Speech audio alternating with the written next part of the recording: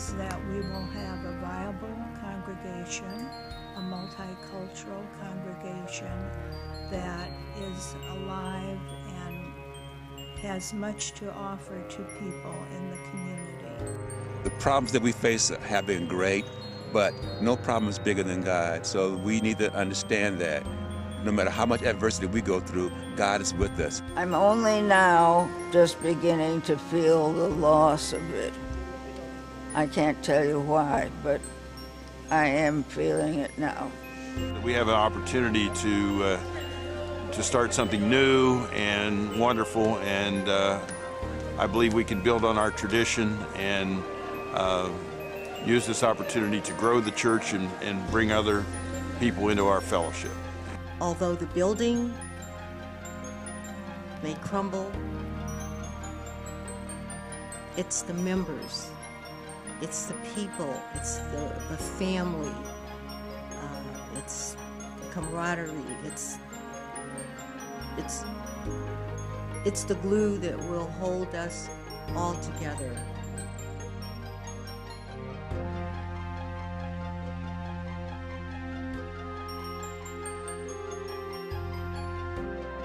Euclid Congregational traces its roots to a Sunday school started by Sally Mather Hale in 1828. 15 years later, 10 women and 9 men met in Hale's log cabin schoolhouse and organized a church. It was initially affiliated with the Presbyterian denomination, but because Presbyterians at the time were too tolerant of slavery, a number of members broke off and established a congregational church, which today is part of the United Church of Christ. Our church split from the members, I should say, split from the Presbyterians, which they were a part of, because the Presbyterians, they were not against slavery. If you know the earlier history, people who were involved in helping the slaves to freedom and all of that, that was considered a crime. In 1867, a larger brick building of Ohio sandstone was built on Euclid and what is now East 96th Street. Dedicated in 1868, it had a capacity of 600 and cost $25,000. In 1872, the name was changed to Euclid Avenue Congregational Church. A Romanesque building of Ohio sandstone was dedicated on the same site, 9606 Euclid Avenue, in September of 1887. I was born into this church, so I don't know when my official connection with it was. I mean, I was just plunked down here in the pews, listening to my father preach. Euclid Avenue is home for me. The church that I belong to, the people are very caring and supportive, seemingly understanding. We have a mixed congregation, older people, a few young people. We're trying to get some young people to come in with us. But I just loved the church since I've been a member. It's important for me to be a member of Euclid Avenue Congregational Church. This has been my church home since age 4. My parents attended there, and one of my grandmothers attended there. In 1943, Huff Avenue Congregational Church merged into Euclid Avenue Congregational Church. As other congregations moved from the city, Euclid Congregational announced on its 125th anniversary, back in 1968, that it was committed to its urban mission.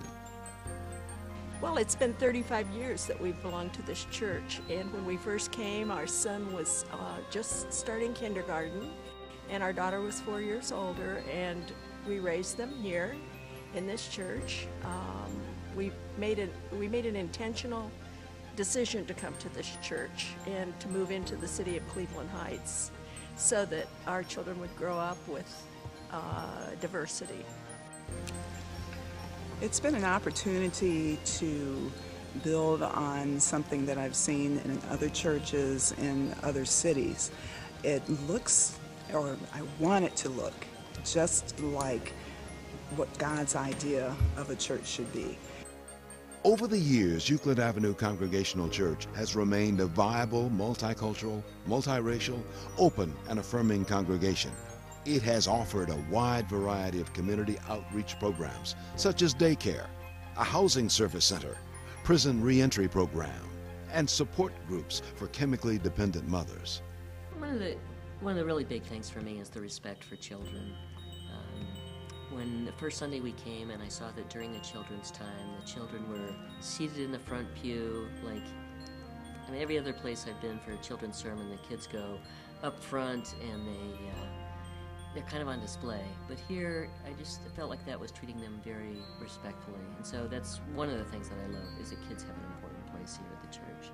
Our ultimate goal was always to belong to a church and have a nice church building again, rather than meeting in homes or vacant stores and that type of thing. So we wanted the feel of actually being in a church, and we felt that as a group, all of us could join Euclid Avenue Congregational Church, and that they were in the right kind of a place in their life that we could fit in as a group and sort of merge with their congregation.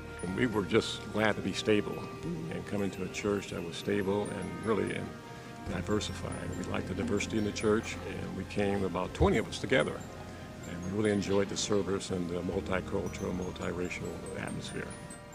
Because it's very comfortable here. There's people I can trust, people I can talk to, and I actually just enjoy the service. That's what I like about my church most of all, that those people don't all look like me. I wouldn't want to go to a church where everyone looks like me. They complete me. The diversity of this place is also very special. I've worshiped and we've worshiped as a family in places that maybe weren't as diverse as this church family, but there is a beauty in the diversity. It represents what the world looks like, and so this is a place that I think many people can come and feel comfortable. Many people can come and know that this church is mission focused, that we are looking outward and trying to do what we can do in the community, and that we will do it together as a church family that welcomes and loves one another, because at the end of the day, we're all here to do God's work and do it together. Shortly before midnight on March 23rd, 2010, the church building was destroyed by fire after a lightning strike. As for me, the fire was devastating. I was on site barely 2 hours after it started. The clinic called me, and I came down, and when I finally found a place to park, went around the corner, and there was smoke, fire, literally flame pouring out of every window, every door. It was obvious that the building was going to be a total loss. When I saw the church burn, it hurt my heart. I had just lost my mom, my uncle, and then I was like, Lord, now my church. But I was given the comfort of knowing that my God is a good God and that it was okay. And I think that's when I found peace. I found understanding, and I found strength. The fire has touched me spiritually. It's given me an idea of how one goes forward with hope. I must admit that on that very day, I was numb for about a week. Euclid Avenue Congregational Church, being like a second family. And so when I got a call at 6:30 that morning from a member saying that Euclid Avenue Congregational Church was burning down, I came over and it was like looking at my own home, my church home, burning down, being destroyed. It affected me personally in that, first of all, my spouse was the lay leader in the church at that time. So I was on the telephone constantly. I had a hard time sleeping. It was just a lot of work in addition to the grief of losing the building. I would, be going along okay, and then I would suddenly think of something else that was at the church that was lost, and I would become tearful, as I'm becoming now, and it was just, it was a big loss. When that building burned down, I think Pastor Terry said it best. She said that the building, the building is just a building, but the church is the people within the church, and I don't think that I was nearly as attached to it as many other people, not growing up there, and I had only been going there for a year or two at that time. So I don't think it really affected me nearly as much as most other people. But still, it was like a family's house burning down, and that affected me more just because it affected other people so much.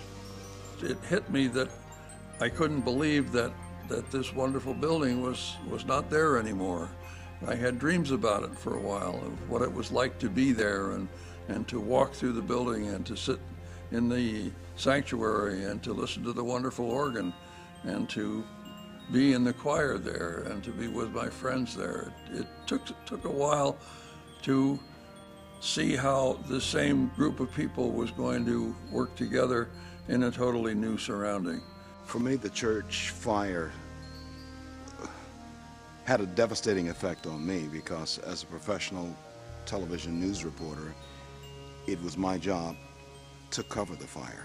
Who knew better about the workings of the Euclid Avenue Congregational Church than me? I'm the only professional journalist working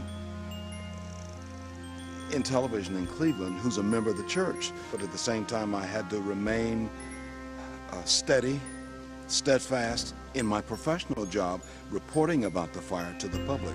And at the end of the day, the enormity of it finally hit me after I stopped everything. At the end of the day, the enormity of what I'd covered hit me, and there were tears which welled up in my eyes, on the newscast at the very end of the story that I've been covering all day long on several newscasts. The mission of Euclid Avenue Congregational Church of the United Church of Christ is called as followers of Jesus Christ to welcome all people, to be a multiracial, multicultural, open and affirming congregation, and seeks to provide an active witness of God's love and justice throughout the world. All I can say is that I hope that something comes out of it that flourishes again. Even though things may seem at their worst, like you have nothing left, if you have people, you have love, and you have faith, you can pretty much get through anything. My hope for Euclid Avenue Congregational Church is that we not only remember who we are, but whose we are in going forward, and we work to discern what God's will is for us and not get caught up in things that divide us, as the pastor said today in her sermon. I think Euclid Avenue is a viable part of this community, and it doesn't matter if we relocate or if we build in the same spot. I think if we're together, I think that is all one could ever aspire to. So we need to continue to focus on being a church, continue to worship, continue to be a church family,